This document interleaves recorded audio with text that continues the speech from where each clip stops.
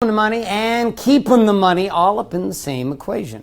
This really comes down to a couple P's, which is production, profit, and protection. But in order to understand the wealth conversation overall, in order to be able to encapsulate all of those aspects, we've got to come back to some basics, and that is we've got to understand what exists inside of you in this form of a version of you known as the pretender. The pretender operates from scarcity, operates from lack, from limitation.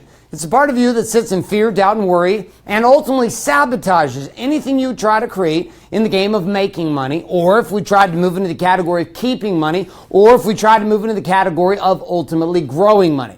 So you could be a producer inside the equation of making it, but be a pretender in the conversation of keeping it. You could be a producer in making it and keeping it, but you could be an absolute pretender in the game of growing it. Nonetheless, being a pretender is a reality of life. There's going to be pieces of you and me at days that are going to operate from a place of disempowerment. The upside of this, though, is our producer. And this is the aspect of us that operates from a totally different space, that creates, that produces, that moves, that grooves, that does its thing inside of making money, keeping money, and growing money from a totally different frame.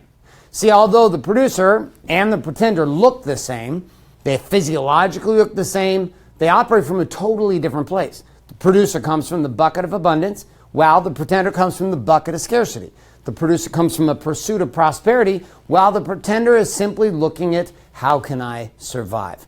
So what drives both of these sides of us, though, are principles. These are ideas, laws, or concepts or values that we have when it comes to the conversation of making money, or the conversation of keeping money, or the conversation of growing money. Today's principle we're going to discuss is this idea of financial entitlement. Now, our country and the world in whole has become crazy entitled to a sense that they are owed money.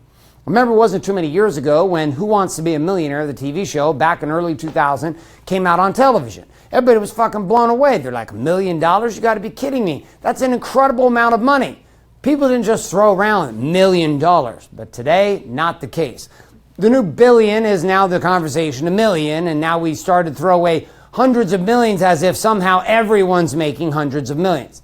We talk about in our society how more people are making more wealth than ever before. Yet the truth is most people are not. Most individuals born are living under the pretender frame that they are financially entitled to success. That because they were born in a certain city, they were born to certain parents, or they were born in certain situations and circumstances, that the knowledge necessary to make the money, the knowledge necessary to grow and keep the money is somehow just entitled to them and bestowed upon them because they breathe. Now, the unfortunate part is that you are not entitled to shit when it comes to money. No more than you are entitled to know how to be a great father, no more entitled than how to be a great husband. These things are not entitlements. These are things that you produce, that you create, that you become better at, and you suck less at today than you did yesterday. But financial entitlement just says, listen, I should automatically know how to measure my numbers.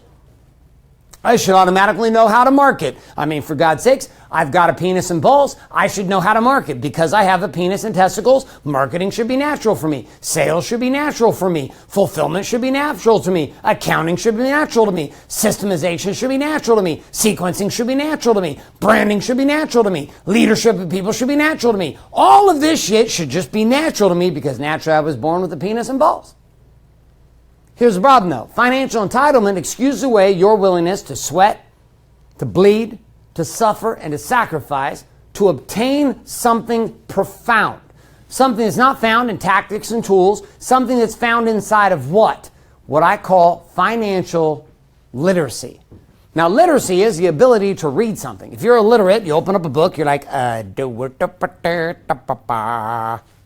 Now, you can be illiterate for a couple different reasons when reading a book. One, you can be illiterate because you literally can't read.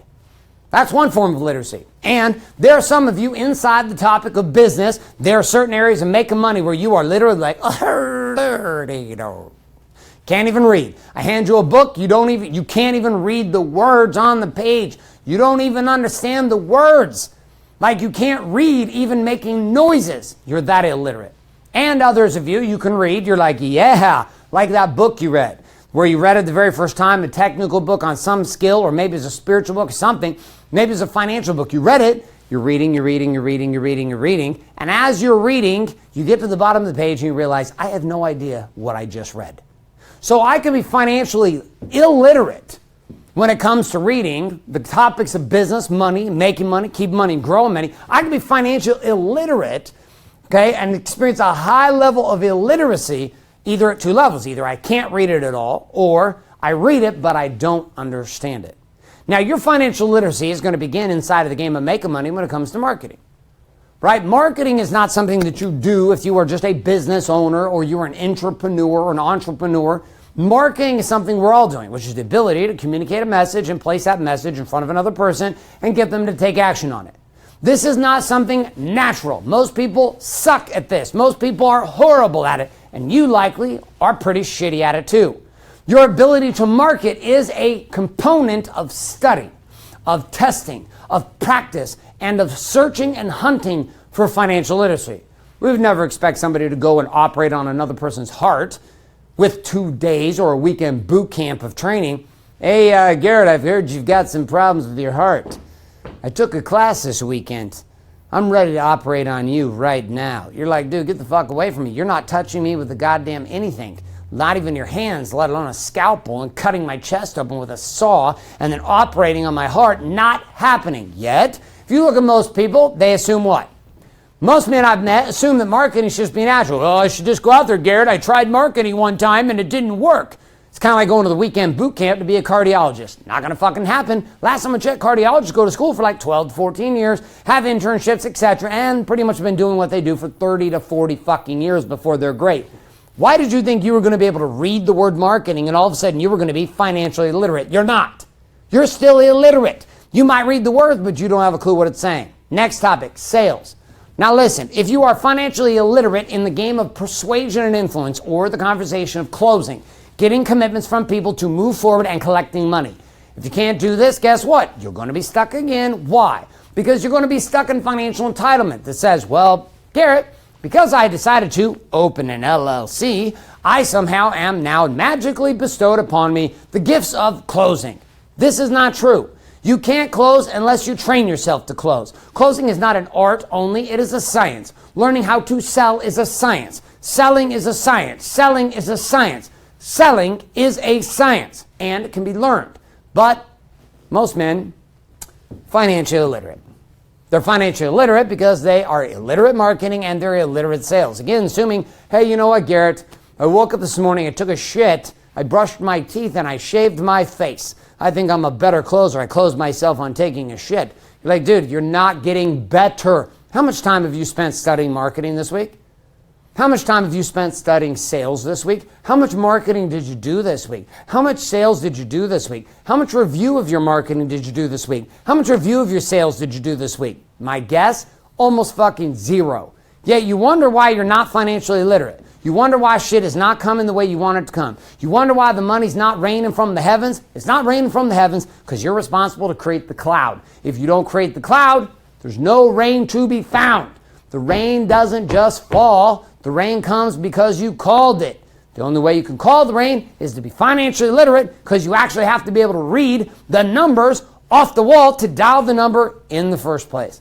As long as financial literacy comes down to your ability to fulfillment of your product, services, and experiences, your ability to build unique, valuable experiences to the marketplace that allow for the delivery of the product, the service, or goods that you have promised to another person. Again, same topic as our marketing, same topic as our sales, is a whole other category that needed to be studied. Another category, systems. Just because you are born into a system doesn't mean you know systems. Most people think that businesses work because of marketing and sales. They don't. They have powerful possibilities because of marketing and sales and fulfillment, but it's the systemization of those three things that ultimately allows a business to go vertical. Yet, what do you know about systemization? What do you know about sequencing? What do you know about technology and automation? What do you understand about sequencing and automating marketing, sales, and fulfillment of the product or service that you're currently selling? Are you financially literate? Can you read the book? Do you understand the words and what they're saying? Or are you just another financially entitled idiot who thinks that somehow because you woke up today and you got a penis and balls, that somehow this shit should just show up? Last piece, accounting. Numbers, numbers, numbers. You would think, well, I hired an accountant. No. If you don't know how to measure numbers, if you don't know how to read numbers, if you don't know how to pick up a book with numbers and know what the fuck those numbers are telling you, if you don't understand the story that the accounting is actually giving you, it doesn't matter. You're screwed. You're absolutely, completely, and passionately fucked up a river without a paddle to paddle back. This accounting principle is everything. Learning and being financially literate requires you to understand numbers. Numbers. On top of this, it requires you to understand people. And people is the toughest one. It's the toughest one.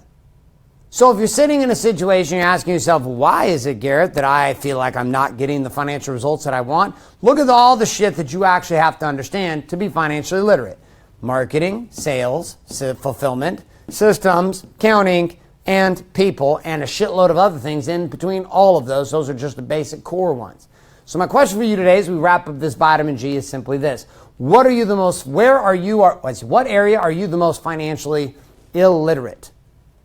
Where in your business right now and in your money-making endeavors are you the most financially illiterate? Is it in your marketing, in your sales, your fulfillment, your systems, your accounting, or your people?